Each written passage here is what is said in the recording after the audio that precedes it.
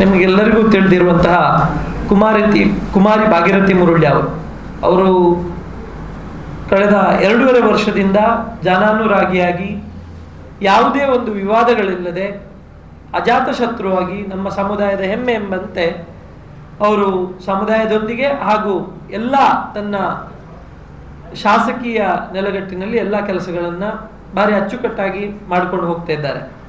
ಇಂತಹ ಸಂದರ್ಭದಲ್ಲಿ ನಿನ್ನೆ ಅವರ ಬಗ್ಗೆ ಸಾಮಾಜಿಕ ಜಾಲತಾಣದಲ್ಲಿ ಬಿಲ್ಲವ ಸಂದೇಶ್ ಎಂಬ ಫೇಸ್ಬುಕ್ ಪೇಜಿನಲ್ಲಿ ಅವರಿಗೆ ಅವಮಾನ ಆಗುವಂತೆ ಅವರ ಫೋಟೋವನ್ನು ಬಳಸಿಕೊಂಡು ದಲಿತ ಸಮುದಾಯದ ನಾಯಕಿ ಶಾಸಕಿ ಭಾಗೀರಥಿ ಮುರುಳ್ಳಿ ಅವರು ಶೋಷಣೆಗೊಳಗಾದ ದಲಿತ ಸಮುದಾಯದ ಪರ ನಿಲ್ಲದೆ ಇಂದು ಅಗಲಿ ತೆರಳಿದ್ದಾರೆ. ಇವರ ಅಗಲಿಕೆಯನ್ನು ಭರಿಸುವ ಶಕ್ತಿ BlueJP ಪಕ್ಷದ ಕಾರ್ಯಕರ್ತರಿಗೆ ದೇವರು ನೀಡಲಿ ಎಂದು ಹೇಳುತ್ತಾ ಭಾವಪೂರ್ಣ ಶ್ರದ್ಧಾಂಜಲಿ ಅರ್ಪಿಸುತ್ತೇವೆ ಎಂದು ಪೋಸ್ಟ್ ಮಾಡಿದ್ದಾರೆ. ಬಿಲ್ಲವ ಸಂದೇಶ ಅನ್ನುವಂಥ ಪೇಜ್, ಅದು ನಕಲಿಯೋ ಅಸಲಿಯೋ ನಮಗೆ ಗೊತ್ತಿಲ್ಲ. ಆದರೆ ಒಂದು ದಲಿತ ಸಮುದಾಯದ ನಾಯಕಿ, ದಕ್ಷಿಣ ಕನ್ನಡದಲ್ಲಿ ರಾಜಕಾರಣದಲ್ಲಿ ನೋಡಿದ್ರೆ ಬೆರಳೆಣಿಕೆಯ ದಲಿತ ನಾಯಕರು ಕಾಣಲಿಕ್ಕೆ ಸಿಗೋದು ನಮಗೆ.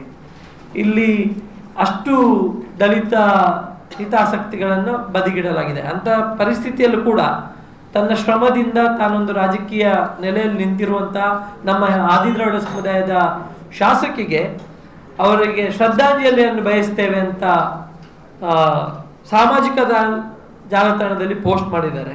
ಅದರ ಬಗ್ಗೆ ನಾವು ಕಟುವಾಗಿ ವಿರೋಧಿಸ್ತೇವೆ. ಯಾಕೆಂದ್ರೆ ಅದೇ ಬೇರೆ ಯಾವುದೇ ಸಮುದಾಯದ ಉನ್ನತ ಸಮುದಾಯಗಳ ಸವರ್ಣೀಯ ಸಮುದಾಯಗಳ ಶಾಸಕರು ಯಾರಾದ್ರೂ ಆಗಿದ್ರೆ ಅವರ ಬಗ್ಗೆ ಅಷ್ಟು ಹೇಳುವಂತ ತಾಕತ್ತು ಆ ಸಂದೇಶಕ್ಕೆ ಇರ್ತಿತ್ತ? ಯಾಕೆ ಒಬ್ಬ ದಲಿತ ನಾಯಕರನ್ನೇ ಈ ತರ ಟಾರ್ಗೆಟ್ ಮಾಡ್ತಿದ್ದಾರೆ ಇವರು?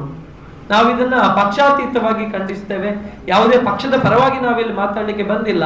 ನಮ್ಮ ಸಮುದಾಯದ ಶಾಸಕಿಗೆ ಆಗಿರುವಂತಹ ಅನ್ಯಾಯವನ್ನು ವಿರೋಧಿಸುವ ನಿಟ್ಟಿನಲ್ಲಿ ಮತ್ತು ಆ ಶಾಸಕಿಯೊಂದಿಗೆ ನಾವು ಇಡೀ ಸಮುದಾಯ ಇಂಥ ಪರಿಸ್ಥಿತಿಯಲ್ಲಿ ಒಟ್ಟಾಗಿ ನಿಲ್ತೇವೆ. ಮತ್ತು ಯಾರು ಈ ಅನ್ಯಾಯವನ್ನು ಎಸಗಿದ್ದಾರೋ ಅವರಿಗೆ ಕೂಡಲೇ ಪೊಲೀಸ್ ಅವರು ಮತ್ತು ರಾಜ್ಯದ ಗೃಹ ಸಚಿವರು ನಮ್ಮವರಿದ್ದಾರೆ, ಅವರು ಆದಷ್ಟು ಬೇಗ ಇದನ್ನ ಕೊನೆಗಾಣಿಸಬೇಕು. ಅವನಿಗೆ ತಕ್ಕ ಶಿಕ್ಷೆ ಆಗಲೇಬೇಕು. ಆಗದಿದ್ರೆ ಮುಂದಿನ ದಿನಗಳಲ್ಲಿ ಒಂದು ವಾರದ, ಈಗ 24 ಗಂಟೆ ಅಥವಾ 48 ಗಂಟೆ ಒಳಗೆ ಅವನನ್ನು ಬಂಧಿಸದೆ ಅವನನ್ನ ಶಿಕ್ಷೆಗೆ ಒಳಪಡಿಸದಿದ್ದಲ್ಲಿ ಕರ್ನಾಟಕ ರಾಜ್ಯ ಆದಿದ್ರಾವಿಡ ಸಂಘವು ಮುಂದಿನ ವಾರದಲ್ಲಿ ಖಂಡಿತವಾಗಿ ಬೀದಿಗಿಳಿದು ಪ್ರತಿಭಟನೆಯನ್ನು ನಾವು ಸುಳ್ಯದಿಂದಲೇ ಮಾಡ್ತೇವೆ. ನಮ್ಮ ಶಕ್ತಿ ಏನಿದೆ, ನಾವು ಸಮುದಾಯ, ನಮ್ಮ ಶಾಸಕರು, ನಮ್ಮ ನಾಯಕರೊಟ್ಟಿಗೆ ಇದ್ದೇವೆ ಅನ್ನೋದನ್ನ ಪುನರುಚ್ಚರಿಸುತ್ತಾ ಉಗ್ರವಾದ ಪ್ರತಿಭಟನೆಯ ಒಂದು ಸಂದೇಶವನ್ನು ಕೂಡ ಈ ಮೂಲಕ ಕೊಡ್ಲಿಕ್ಕೆ ಇಚ್ಛೆ ಪಡ್ತೇನೆ ನಾನು. ಏನು ನಮ್ಮ ಇವತ್ತು ಅಧ್ಯಕ್ಷರಾದ ಗಣೇಶ್ ಪ್ರಸಾದ್ ಅವರು ಹೇಳಿದ್ರು, ಅದಕ್ಕೆ ಪೂರಕವಾಗಿ ಬಹುಶಃ ಏನು ಇವತ್ತು ನಮ್ಮ ದಲಿತ ಶಾಸಕಿ ಮೇಲೆ ಏನು ನಿಂದನಾತ್ಮಕ ಒಂದು ಪೋಸ್ಟ್ ಅನ್ನು ಹಾಕಿರುವಂತದ್ದು, ಏನು ಬಿಲ್ಲವ ಸಂದೇಶ ಎಂಬ ಒಂದು ಜಾತಿಯನ್ನು ಎತ್ಕೊಂಡಂತ ವಿಚಾರ ಕೂಡ ಇಲ್ಲಿ ಮೂಡಿ ಬರ್ತದೆ. ಆದ್ರೆ ನಾನು ಒಂದು ವಿಚಾರ ಹೇಳುವಂಥದ್ದು, ಯಾಕಂದ್ರೆ ಈಗ ನಾವೆಲ್ಲರೂ ಪರಸ್ಪರವಾಗಿ ಅನ್ಯೋನ್ಯವಾಗಿ ಬದುಕುವಂತ ಒಂದು ಸಮಾಜ ವಾತಾವರಣ ನಿರ್ಮಾಣ ಆಗಬೇಕು. ಅದು ಬಿಟ್ಟು ದಲಿತರನ್ನು ನಿಂದಿಸುವಂತ ಅಥವಾ ನಮ್ಮನ್ನು ಬೇರೆ ರೀತಿಯಲ್ಲಿ ಬಿಂಬಿಸುವಂತ ಕೆಲಸಗಳನ್ನು ಆದ್ರೆ ಖಂಡಿತವಾಗಿ ನಾವು ಇದನ್ನು ಸಹಿಸುವುದಿಲ್ಲ. ಉದಾಹರಣೆಗೆ ಇತ್ತೀಚೆಗೆ ನೀವು ನೋಡಿರ್ಬೋದು, ಗುರುಪುರದಲ್ಲಿ ಒಂದು ಹೆಣ್ಮಗಳು ಸೂಸೈಡ್ ಮಾಡಿದ್ರು ನದಿಗೆ ಹಾರಿ. ಅದರಲ್ಲಿ ಕೂಡ ಜಾತಿ ವಿಚಾರ ಬಂತು. ಆ ಹುಡುಗ ಬಿಲ್ಲವ ಸಮುದಾಯಕ್ಕೆ ಸೇರಿದನು. ಹಾಗಿರುವಾಗ ಈಗ ಮೊನ್ನೆ ಒಂದು ದೊಡ್ಡ ಕಾರ್ಯಕ್ರಮ ಸಹ ಆಯಿತು ಎಲ್ಲಿ, ಯೂನಿವರ್ಸಿಟಿ ಕಾಲೇಜಲ್ಲಿ. ಅಷ್ಟು ದೊಡ್ಡ ಏನಂದ್ರೆ ಗಾಂಧೀಜಿ ಮತ್ತು ಗುರುನಾರಾಯಣ ಒಟ್ಟಿಗೆ ಸಂದರ್ಶನ ಸಂದರ್ಭ 100 ವರ್ಷ ಆಯ್ತಂತ. ಅದರಲ್ಲಿ ಸಂದೇಶ ಏನು ಹೋಗ್ತದೆ?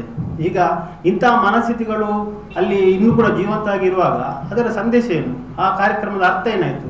ಅದಕ್ಕೋಸ್ಕರ ನಾವು ಇವತ್ತು ಹೇಳುವಂಥದ್ದು ಏನಂದ್ರೆ, ಈ ಜಾತಿ ವ್ಯವಸ್ಥೆಯನ್ನು ಕೊನೆಗಾಗಿರಿಸಬೇಕು. ಏನು ಇವತ್ತು ನಾವು ಕಾರ್ಯಕ್ರಮದ ಮೂಲಕ ನಾವು ಜನರಿಗೆ ಏನೋ ಒಂದು ಸಂದೇಶ ಕೊಡ್ಲಿಕ್ಕೆ ಹೋಗುವಾಗ ಇಂತಹ ಎಲ್ಲ ಮನಸ್ಥಿತಿಗಳು ಇನ್ನೂ ಕೂಡ ಜೀವಂತವಾಗಿರುವಂಥದ್ದು ನೋಡಿದರೆ ಏನೋ ಒಂದು ಸಮಾಜ ತಪ್ಪು ದಾರಿಯಲ್ಲಿ ಹೋಗ್ತಾ ಇದೆ ಅಂತ ನಮಗೆ ಅನಿಸ್ತದೆ. ಅದರಿಂದ ಏನು ಇವತ್ತು ಆ ಸಂದೇಶ ಇರ್ಬೋದು ಅಥವಾ ಏನು ಇವತ್ತು ನಮ್ಮ ದಲಿತ ಬಾಲಕಿಯ ಒಂದು ಸಾವಿಗೆ ಕಾರಣ ಆದದ್ದವರಿಗೆ ಕೂಡಲೇ ಅವರಿಗೆ ಒಂದು ಕಾನೂನಾತ್ಮಕವಾದ ಏನು ಶಿಕ್ಷೆ ಉಂಟು ಖಂಡಿತವಾಗಿ ಕೊಡಬೇಕು. ಇಲ್ಲಾಂದರೆ ಖಂಡಿತವಾಗಿ ನಾವು ಇದರ ವಿರುದ್ಧವಾಗಿ ನಾವು ಒಂದು ದೊಡ್ಡ ಹೋರಾಟಕ್ಕೆ ನಾವು ಇಳಿಬೇಕಾಗುತ್ತೆ.